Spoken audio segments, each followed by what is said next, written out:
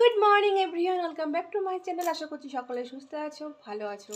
আর নতুন একটা দিন, নতুন একটা ব্লগ নিয়ে সকাল সকাল চলেছি তোমাদের সঙ্গে। আর ঠান্ডার মধ্যে হালকা হালকা রোদ আসছে, দারুণ লাগছে।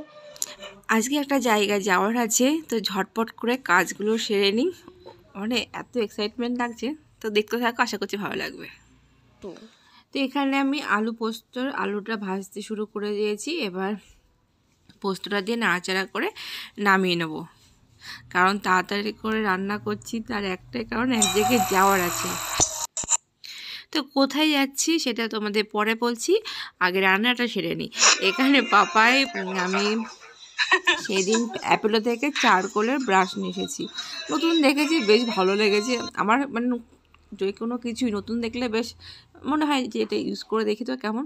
তো যাই হোক, আমার একদম ভালো লাগেনি। আমার মানে ব্রাশটা এত হার্ড না, কিন্তু আমার জানি না কেন শ্যুট করে না, আমার পুরো দাঁতের গোড়াতে ব্যথা হয়ে গেছে।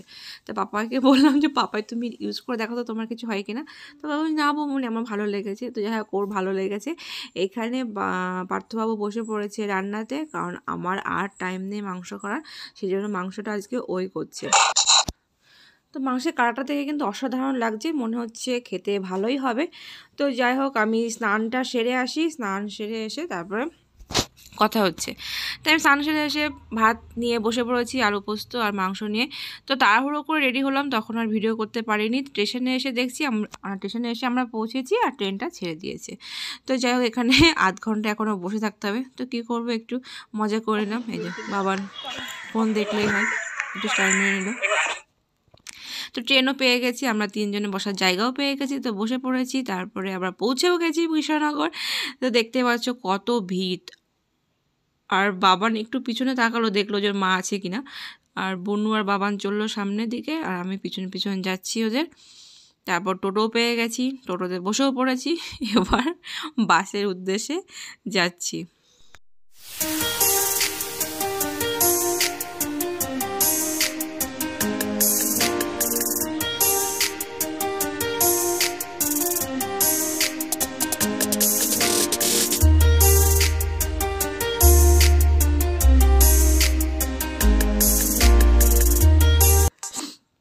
তো আমরা বাড়ি পৌঁছে গেছি, এই হচ্ছে আমার বাপের বাড়ি। তো বাবান তো এসেই নিজে ফর্মে চলে এসেছে, সে সোয়েটার খুলে দৌড়তে শুরু করেছে। বুনু এখানে আস্তে আস্তে যাচ্ছে, কেন বুঝতে পারছি না। আর আমি এখানে চারিদিক দেখতে দেখতে যাচ্ছি, কোথায় কি লাগিয়েছি, কোথায় কি হয়েছে। আসলে অনেক দিন পরে আসা তো, সেই জন্য। তো উপরে যাওয়া যাক, দেখি কে কী করছে না করছে। তো উপরে যে দেখছি আমার ছেলে শুধু কার্টুন দেখে না, এ তো মামু কার্টুন দেখছে আমার ছেলের। তো যাই হোক, ভাই এখানে কার্টুন দেখে দেখে খাচ্ছি, ও আমাদের জন্য ওয়েট করেছিল, তারপরে খেতে বসেছে। তারপর সোজা চলে গেছিলাম ছাদে, মা বড়ি দিয়েছে সেটা দেখাতে। তো আমাদের দেখতে পাচ্ছে মা কত বড়ি দিয়েছে একদিনে, মানে মা দেয়নি অবশ্য, অনেকে মিলিয়ে দিয়েছে। তো কলাই ডাল বাটা আর বেগুন দিয়ে পকোড়া বানিয়েছে, আমার দারুণ লাগে, মানে আমার না সবারই ভালো লাগে আমাদের বাড়িতে। তো সেটাই খাচ্ছি, ভাত খাবো না বলে দিয়েছিলাম, কারণ ভাত খেয়েই গেছিলাম, সেই জন্য। তো মা তো বাবানকে ভাত না খাইয়ে ছাড়বে না, তো বাবানের জন্য ডিম রান্না করেছিল। তো এখানে ডিম দিয়ে মাখিয়ে বাবানকে খাইয়ে দিচ্ছি, আমি আর বুনু এক মুঠ করে খেয়েছিলাম। তো যাই এখানে খাওয়া দাওয়া করে এবার আমরা চলে গেলাম বুনুর বাড়িতে। চেল্লাই চলে গেলাম না, যাচ্ছি রাস্তাতে। তো বাবান আর হাঁটতে পারছে না বলে বুনুর কোলে উঠেছে।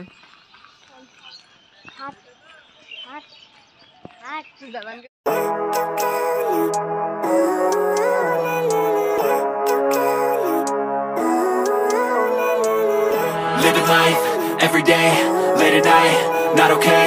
All I want, and I pray, all I need are some better days. তো বুনুর ঘরে গিয়ে কাকিমার কথা বলে বাবানকে কাকার কাছে হ্যান্ড ওভার করে দিয়ে আমি আর বুনু এসেছি বুনুদের ঘরের একদম পিছনে সর্ষের ক্ষেত। তো সেখানে এসেছি ফটো তুলতে। বুনু এখানে অনেকদিন পরে ফোনটাকে পেয়েছে বলে ফোনটার একদম মানে কি বলবো সর্বনাশ করছে। তো বুনুর ঘরে এসেছি, পুচু এসছে তার সঙ্গে। তো পুচুকে কিছু খাওয়াবে না, সেটা হতে তো পারে না। তো পুচু সোনার খিদে পেয়ে গেছে, সে নাকি ডিম টোস্ট খাবে। তো সেই জন্য বুনু এখানে ডিমটাকে ফাটাচ্ছে, এবার পাউরুটিটাকে দিল ডিমের মধ্যে, তারপরে তেলের উপর দিয়ে টোস্ট তৈরি হয়ে গেল, ডিম টোস্ট। বুনুর হাতে স্পেশাল স্পেশাল ডিম টোস্ট। তো বুনু এখানে প্রথম রান্না করছে বলে সে তো খুব খুশি, সে পারছে তার উপরে, তারা তো আরও খুশি হচ্ছে। এখানে কিছুটা বলেছি বুনুকে, বুনু গেছে খোঁজে। তো এখানে বড়দিকে মিস করছিলাম, তো বড়দি এসে হাজির, ভাই এসে হাজির, এখানে আমাদের চা পার্টি চলছে।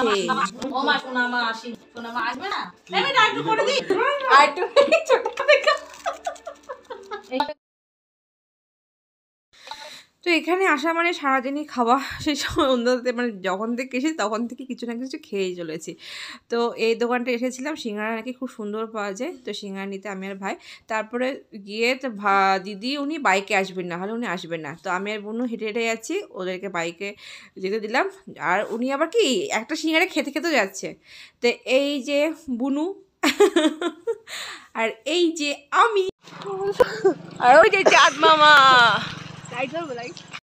তো চাঁদ মামা আমাদের সঙ্গে সঙ্গে যাচ্ছে।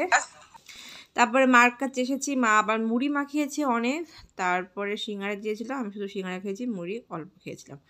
এখানে সবাই চা খাচ্ছি, তো ভাই একটু পরে আসলো, এই যে আমি আর ভাই চা দিয়ে চিয়ার্স করছি। তো এখানে দিদি এত চিনি দিয়েছে, নিজে না খেতে পেরে নিজের চাটা আমাকে দিয়ে দিয়েছিল। তো যাই হোক, আমি এবার মাংস রান্না করতে এসেছি। এই যে এটা কারা, হ্যাঁ আমি এখানে রান্না করছি ঠান্ডার মধ্যে, আর এই দুটো লেপের তলায় পা ঢুকিয়ে লুডো খেলছে, তারপর দাঁত বার করে। আমাকে দিয়ে রান্না করাচ্ছে, এরা সব খেলা করছে, এরা কারা এরা? এখানে বুনু আর দিদি হয়েছিল, দিদি কোথায় গেল? দিদি কোথায় গেল? ওইদিকে। দিদি কোথায় গেলি? এই যে দিদি হেরে যাওয়ার ভয়ে, এই যে হেরে যাচ্ছিল দিয়ে পালিয়েছে। হ্যাঁ আমি আর ভাই হচ্ছি, আমি আর ভাই আমার ফোন এসে দেখি কল করে। তো খেলার পরে আমরা কিছু ফটো তুললাম গ্রুপে, আর আমি আর ভাই বোনের বাড়ি চলে যাওয়ার জন্য ব্যাগ গোছাচ্ছেন। দেখি ভুরা আমার যেন ঢুকিয়ে নিস না,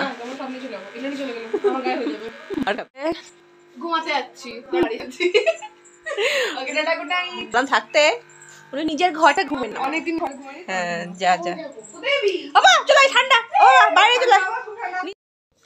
তো বুনুকে নিয়ে যাওয়ার জন্য কাকা দাঁড়িয়ে আছে নিচে বাইক নিয়ে, তো দুজনেরই খাওয়া গেছে, এবার বাড়ি চলে যাচ্ছে বুনু। বললাম থাকতে, খুব বদ।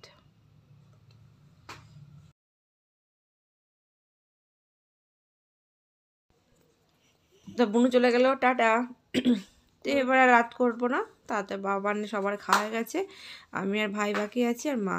তো একসঙ্গে বসে যাব, এই যে আমি বসে পড়েছি, তো খেয়ে নিই। তো খাওয়া দাওয়া কমপ্লিট, একটু সবাই মিলে গল্প করলাম, আর এবার শুতে যাব। তো আজকের মতো ব্লগটা এখানেই শেষ করছি। যদি কিছু ভালো লেগে থাকে অবশ্যই লাইক কমেন্ট শেয়ার, আর প্লিজ সাবস্ক্রাইব করে সকলে পাশে থেকো। সকলে ভালো থেকো, সুস্থ থেকো।